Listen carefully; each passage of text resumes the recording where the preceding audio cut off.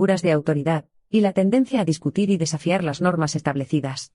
Esta comprensión de las características del TND cobró un significado personal en mi vida al día siguiente de aquel maltrato, cuando mi padre, en respuesta a su autoridad firme y agresiva, me llevó a trabajar con él en lugar de permitirme regresar a la escuela. Esta experiencia desencadenó en mí una creciente ira y un desafío constante. Como resultado, me transformé en un niño agresivo que buscaba vengarse de cualquier ofensa, ya viniera de niños o adultos.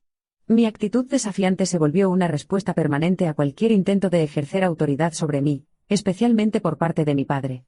Recuerdo que habían pasado unos días trabajando con mi padre y mi madre, una vez más, me sacó, logrando reinsertarme en la escuela. Pero allá, casi enseguida tuve un nuevo incidente. Había en el aula un niño de piel muy blanca que se acostumbró a hacerme burlas y ofenderme. A veces, me llamaba burro, porque yo tenía mi cuaderno lleno de ceros, jamás cumplía con las tareas a realizar en casa, y mi mochila estaba toda sucia y rota. También hacía bromas sobre el color de mi piel, provocando que mis compañeros se rieran de mí. Una mañana, la profesora nos leyó de un libro una historia a todos en el aula. Esta trataba sobre un granjero que tenía una hacienda grande, con muchos empleados trabajando allí. Llegó hasta el lugar un hombre afrodescendiente en busca de trabajo. El granjero jamás había visto a otra persona de piel oscura. Entonces, le pidió que se bañase y mandó a que algunos de sus empleados lo lavasen con abundante agua, jabón y cepillo, hasta que quedara limpio, antes de ingresar a trabajar. Cuando la profesora estaba a punto de terminar su historia, el chico de piel muy blanca me ofendió diciéndome que yo estaba sucio. Esta provocación me llenó de ira. En ese momento, sostenía en mi mano un lápiz que hacía poco había pasado por el sacapuntas y estaba puntiagudo. Me acerqué rápidamente al chico y, lleno de furia, se lo clavé en el rostro. Él gritó desesperadamente mientras el lápiz permanecía incrustado en su frente. La profesora tiró a un lado el libro, y corrió a socorrerlo para limpiar la sangre que corría por su rostro, y extraer el lápiz que colgaba de su piel. Luego, me agarró del brazo con firmeza, y me llevó a las oficinas de la institución. La directora, al enterarse de mi acto, me dio 2 cachetadas muy fuertes y me suspendió de clases. En mi aula quedaron mi mochila rota, mi cuaderno lleno de ceros y mi lápiz bañado en sangre. Después de salir por la puerta de aquella escuela, nunca más regresé. Por su parte, una vez enterado mi padre de la novedad, me llevó con él a trabajar, y mi madre no volvió a insistir con mi educación. Por esos días, cumplí 8 años. Impulsividad. Hiperactividad. Indisciplina. Desafío a la autoridad. Agresividad. Todos estos rasgos y más formaban parte de mi carácter, a muy temprana edad. ¿Habría esperanza para mí? Capítulo 2. Situación de calle. Soy lo que sobrevive de mí. Erik Erikson. A una tarde distinta. Ya había pasado algo más de un mes desde que no frecuentaba la escuela, convirtiéndose en una rutina diaria ir con mi padre a trabajar. A las 8 pelaba y rallaba cocos para que él después hiciera un jugo. La faena también incluía pelar las naranjas y preparar el triciclo. A las 9 salíamos todos los días y volvíamos al anochecer.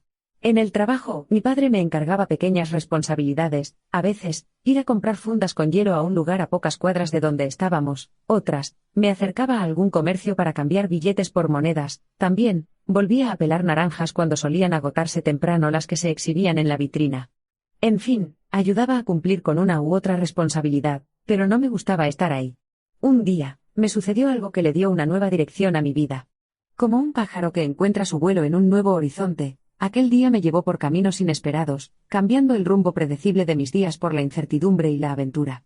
Casi todas las mañanas al salir a trabajar, pasábamos por una panadería, cerca de casa. Ahí mi padre compraba varias empanadas para venderlas con los jugos. Cierta tarde, cuando aún era temprano, se nos agotaron las empanadas. Estábamos un poco distantes del lugar para comprarlas, muy al norte de la ciudad, en una zona llamada Dos Cruces. Entonces, mi padre me dio una caja de cartón vacía y dinero en la mano, dentro de una funda pequeña. Me envió a comprar una cantidad de empanadas en otro lugar, en el centro de la ciudad. Esta vez, tendría que ir solo, porque nos hallábamos lejos de aquel lugar. Mi papá me indicó que debía tomar un determinado colectivo y bajarme en cierto paradero, caminar unos pocos metros, comprar empanadas y enseguida volver. Él me llevó hasta la parada del colectivo cerca de donde nos encontrábamos. Subí y, guiado por las indicaciones que él me había dado, llegué sin problemas hasta aquel lugar.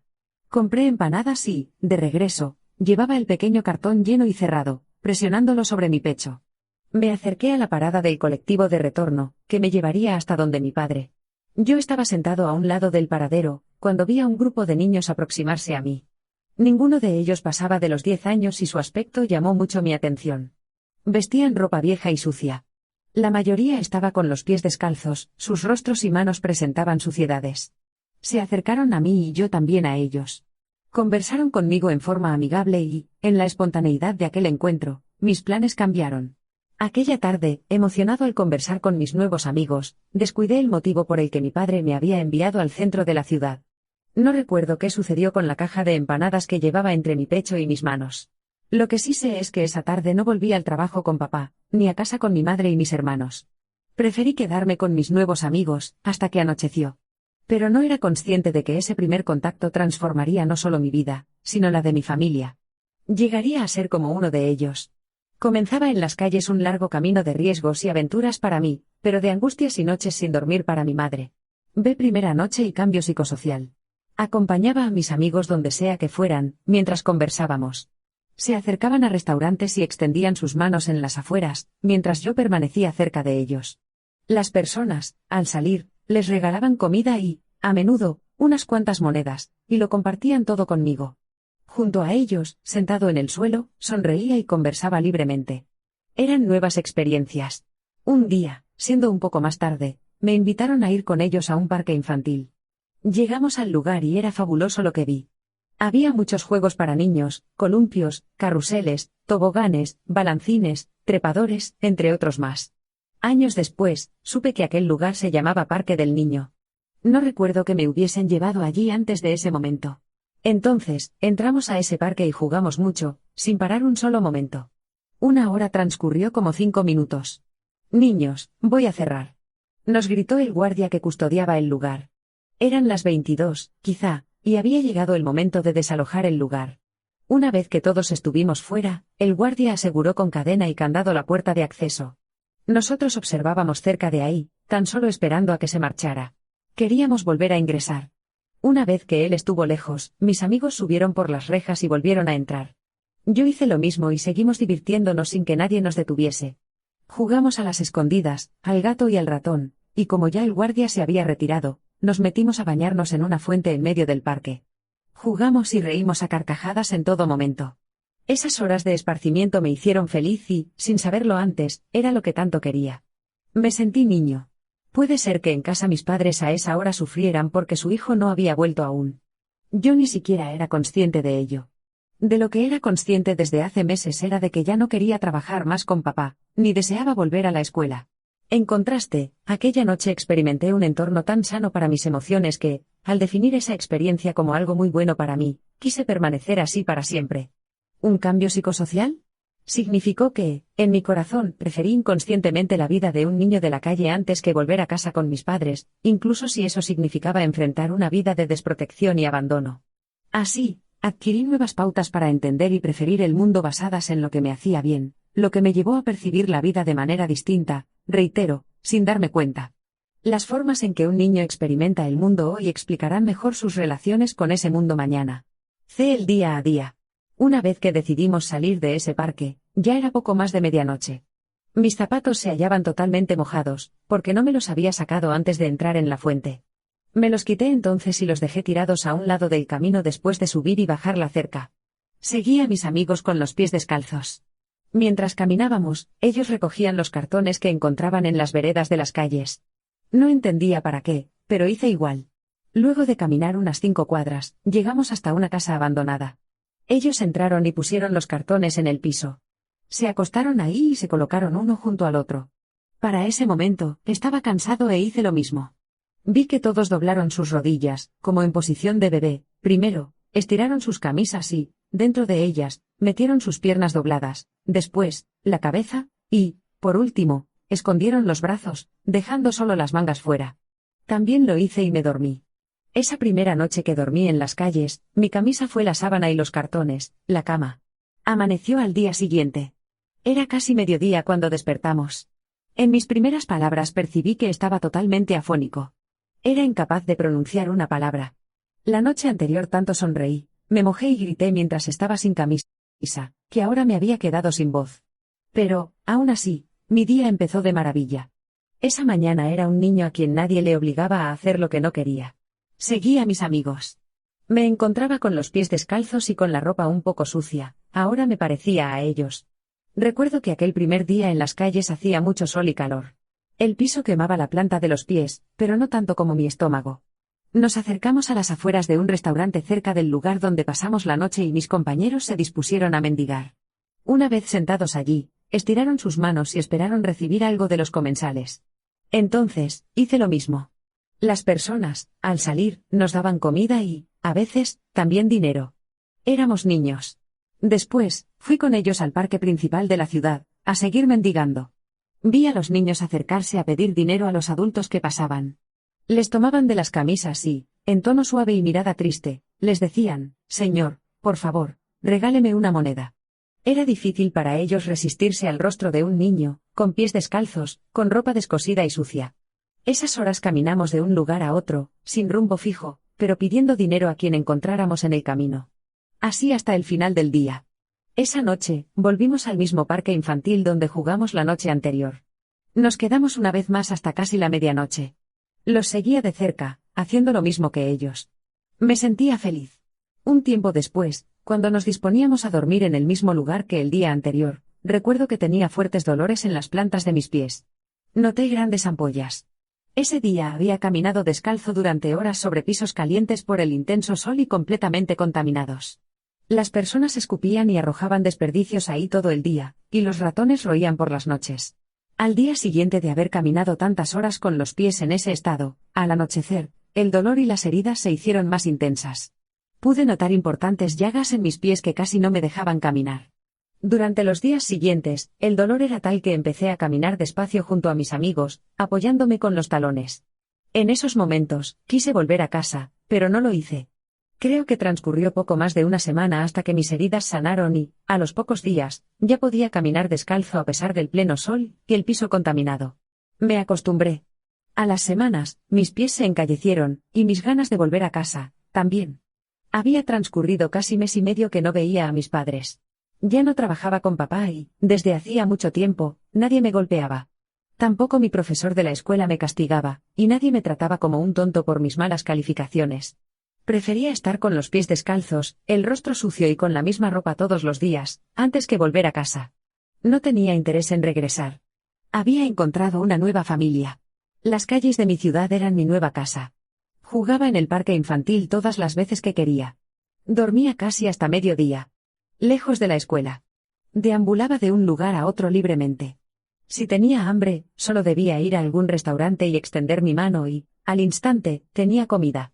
En una ocasión, mis compañeros y yo nos acercamos a un restaurante que, por esos días, era uno de los más populares de la ciudad, un lugar dedicado a la venta de pollos asados. Aún existe hoy. Recuerdo que la dueña de aquel local era bastante gentil con nosotros los niños en situación de calle. No le importaba si estábamos sucios, que lo estábamos siempre, y con mala apariencia para el lugar, un espacio elegante adornado con mesas bonitas y espejos por todos lados. En lugar de ello, cuando nos veía por ahí en horario de almuerzo, ordenaba a los meseros invitarnos a pasar para comer. Nos hacían sentar sobre sus elegantes sillas, y servían platos de comida en la mesa. Nosotros estábamos acostumbrados a comer las sobras, sentados en las afueras de cualquier restaurante, pero ella más de una vez nos compartió platos de sopa sin que los hubiese tocado a alguien previamente. Guardo en mi memoria otra experiencia significativa de aquel lugar. En las noches, al final de la jornada de trabajo, a veces nos permitía entrar hasta la cocina, agarrar tarrinas plásticas y servirnos lo que deseáramos para llevar. En cierta ocasión, con mis amigos, vimos a un lado de la cocina un balde grande lleno de huesos de pollo, aún con carne, que habían sobrado durante el día por los clientes. Los tenían separados para llevar y alimentar a unos perros en una hacienda de los propietarios del restaurante. Pero, esa noche, cuando nosotros lo percatamos, dejamos de lado las tarrinas y la comida que se nos había permitido agarrar. De inmediato, cuando ninguno de los empleados nos miraba, tomamos varias fundas grandes que vimos por ahí cerca, y las llenamos hasta el tope con los huesos que más carne tenían. Después, salimos apresuradamente del restaurante, sin que nadie descubriera lo que llevábamos. Para nosotros, era como el robo del siglo. Una vez fuera, buscamos un lugar tranquilo para comer. Nos dirigimos, a una cuadra de ahí, hacia el puente por donde pasa el principal río de la ciudad. No era época de lluvia y el nivel del agua estaba reducido. Bajamos y nos sentamos en la orilla. Era casi medianoche y, a la luz de la luna, y bajo un cielo despejado lleno de estrellas, nos dimos uno de los mejores festines de la calle que recuerdo. Yo podía oír los huesos de pollo quebrarse en los dientes de mis amigos, mientras sonreíamos. Comeríamos durante unos 35 minutos y, después, nos quedamos dormidos en ese lugar, sobre la arena. A la mañana siguiente, al despertar, miramos a nuestro alrededor. El lugar parecía un cementerio de pollos por la gran cantidad de huesos quebrados que dejamos tirados. El panorama se complementaba con enormes ratas que deambulaban cerca de nosotros, que habían aprovechado los desperdicios durante la noche mientras nosotros dormíamos. Sí. Ese fue mi segundo hogar. Ya había transcurrido algo más de un mes desde que no volvía a casa. Tiempo después, supe que mi madre me había buscado en sus horas libres al salir de su trabajo, por cada lugar de la ciudad, desde el segundo día que salí de casa. En la plaza principal, en el parque infantil, preguntó por mí en cada restaurante, llevaba consigo una foto mía y la mostró a cada adulto en situación de calle que encontraba en su camino. Por favor, ¿vio a este niño por aquí? Es mi hijo, les decía mi madre. Recién se fue de aquí, señora, escuchaba a menudo decir. Ella me cuenta que, durante muchas semanas, lloró mi ausencia, no comió tantas veces en su trabajo y tampoco durmió tranquila. Su hijo de tan solo 8 años estaba con paradero desconocido, expuesto a todos los peligros de las calles. Cerca de casa, había otra madre que también tenía su hijo extraviado, que había oído hablar que deambulaba por las calles de la ciudad. A él lo conocía porque fuimos compañeros en la misma escuela. Se había unido hace poco al grupo de niños en el que me encontraba. Mi mamá se juntó con la suya, y juntas emprendieron la búsqueda de nosotros dos. Por esos días, dormíamos a un lado de un almacén grande. Un guardia de seguridad trabajaba ahí por las noches y nos cuidaba mientras dormíamos. En una ocasión, nuestras madres llegaron hasta donde él para preguntarle por nosotros, pero esa vez no descansamos ahí. Noches después, volvieron y mi mamá por fin me encontró. Era muy tarde y estaba durmiendo. Me había acostado sobre cartones por el frío de la noche y, como de costumbre, tenía las piernas dobladas y unidas a mi pecho, la cabeza y los brazos los escondía en mi camisa. Pero ella me identificó y, al despertarme, me tomó de la mano para llevarme consigo. Yo no me opuse. Habrían pasado casi 2 meses desde la última vez que la vi. Ella no me soltó hasta llegar a casa. Tenía una cama lista para mí. Al día siguiente, me desvistió, me bañó y me puso mi mejor ropa en casa. No me recriminó nada. Recuerdo que ese amor me sostuvo muchas veces mientras deambulaba por las calles, y fueron muchas las ocasiones en que rechacé consumir drogas o aventurarme a acciones peligrosas en extremo, porque pensé en el sufrimiento que le produciría cuando me encontrase. Pero tanto me estaba acostumbrando a la vida en las calles que, cuando mi padre me dijo que me llevaría a trabajar con él, busqué la forma de escapar y no ir. Por tal motivo, cuando mamá me encontró por primera vez, no duré más de una semana en casa. Después, nunca más de 2 o 3 días, hasta que volvía a las calles. Mi madre me encontraba para llevarme de vuelta al hogar, pero volvía a irme, y así una y otra vez. Las calles se convirtieron para mí en un refugio. También el lugar donde me encontré con la solidaridad de algunas personas. Conservo en mi memoria un momento difícil en las calles. Era en la temporada fría, a mediados de año. Recuerdo que estaba sentado sobre el suelo en la parte exterior de la iglesia San Francisco de Asís, la principal de la ciudad, frente al parque central. Yo tenía mi espalda recostada sobre la enorme puerta de madera de la iglesia. En momentos de mucho frío, era común que recogiera mis pies, y acercara uno de mis brazos al pecho, protegiéndolo con mi camisa estirada y envolviéndolo por completo. El otro brazo lo dejaba estirado al descubierto, sosteniéndolo sobre mi rodilla doblada, para pedir limosnas. Niño. Niño. Escuché a alguien decir. ¿Quieres un vaso de morocho? Me preguntó. Yo procedí entusiasmado a beber de él. Estaba caliente y sabroso. Sentí que ese gesto me abrazó el corazón. En otra ocasión, cuando tuve hambre, alguien hizo un gesto similar. Una noche, me acerqué a un restaurante, y me senté junto a la puerta de acceso. Desde ese lugar veía a las personas comer. Cerca de mí, había una familia, eran unos padres, con 2 niños. El padre, un hombre con apariencia de 40 años de edad, percibió mi presencia. Mi rostro sucio y hambriento se hicieron evidentes. Casi al finalizar de comer, el hombre se levantó primero de su silla y se acercó a mí. ¿Quieres comer algo? Me preguntó en tono amigable. Sí. Sí. Respondí contento. Al instante, pagó uno de los menús más caros del lugar, arroz con menestra y carne asada a la parrilla, y me llamó a pasar al restaurante para servirme. Yo me levanté del piso y, emocionado, me acerqué hasta la mesa más cercana. Mientras aquella familia se marchaba del lugar, En mi corazón les daba las gracias con tal gratitud que mis palabras no podrían describir ahora. Entendí que en el mundo había gente buena.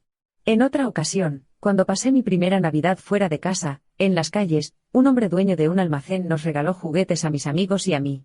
Otras veces también nos compartió alimentos. Aún recuerdo el nombre de aquella juguetería que no existe más en la ciudad, Juguetería El Sol.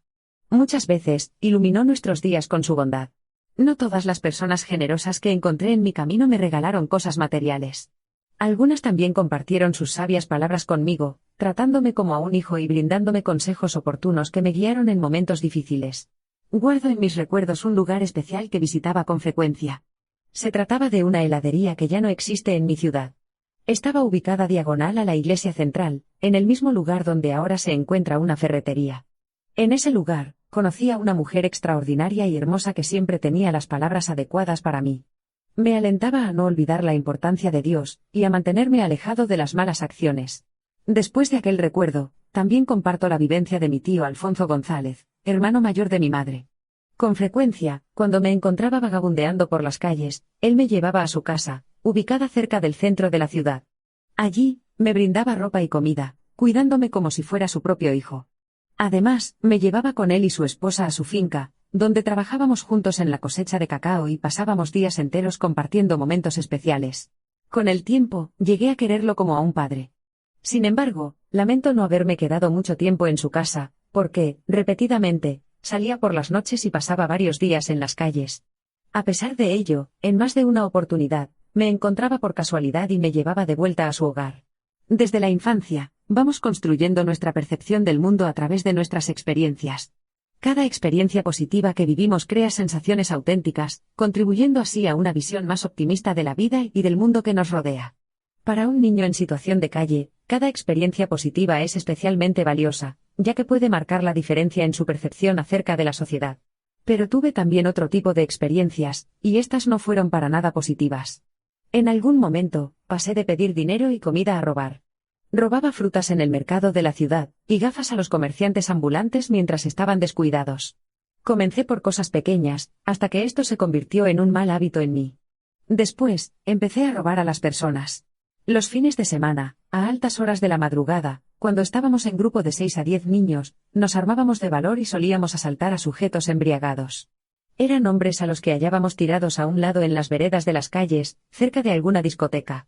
En cuestión de segundos, como si fuéramos pirañas devorando a su presa, los despojábamos de sus pertenencias, zapatos, reloj, anillos, cinturón, gorra, billetera y todo lo que de valor se tratara. Entonces, mis robos comenzaron a subir de escala.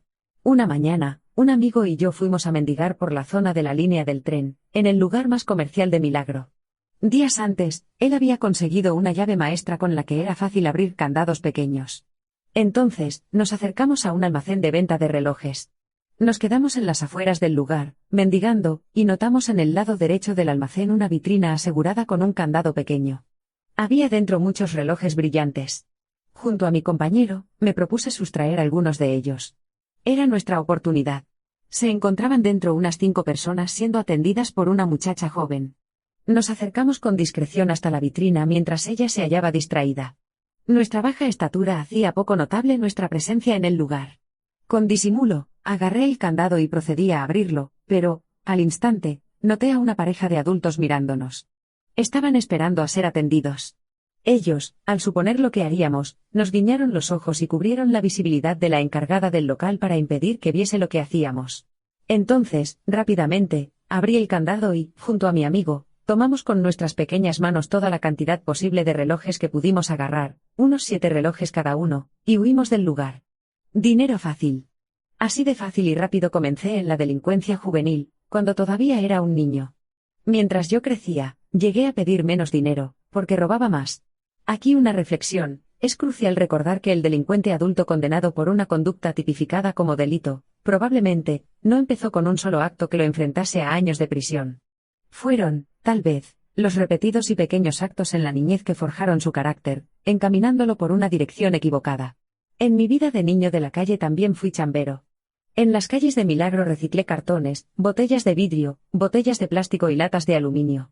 Junto a mis amigos, acostumbré a llevar durante horas sobre mi espalda un saco grande, donde guardaba todo lo que pudiera servir para, al final del día, venderlo en una recicladora.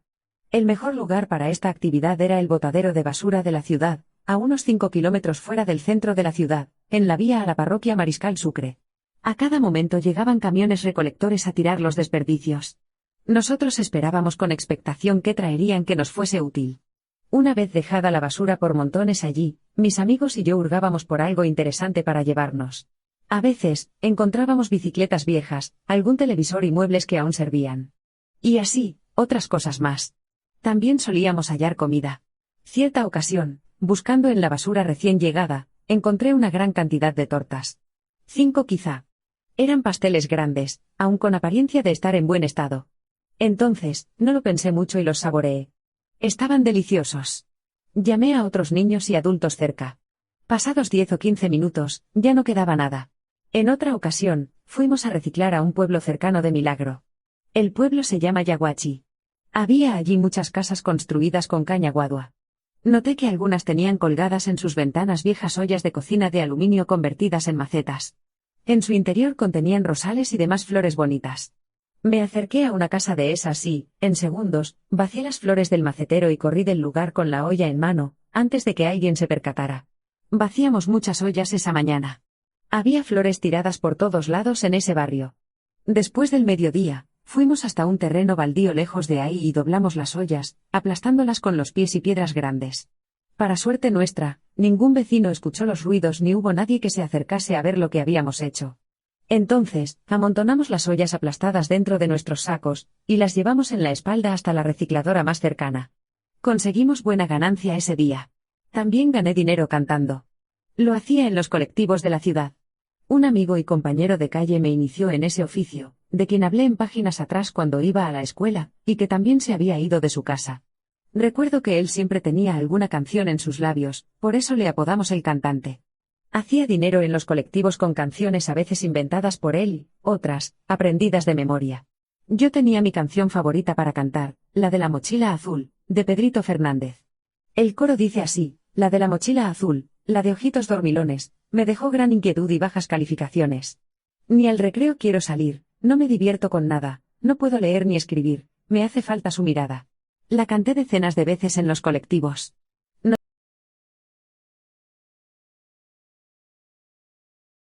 Noté que las personas me colaboraban siempre, y no sé si lo hacían porque era un niño o porque en realidad tenía bonita voz. Pero me gustó hacer dinero así. Para tener algo de plata en mis manos ya no tenía que mendigar en los parques,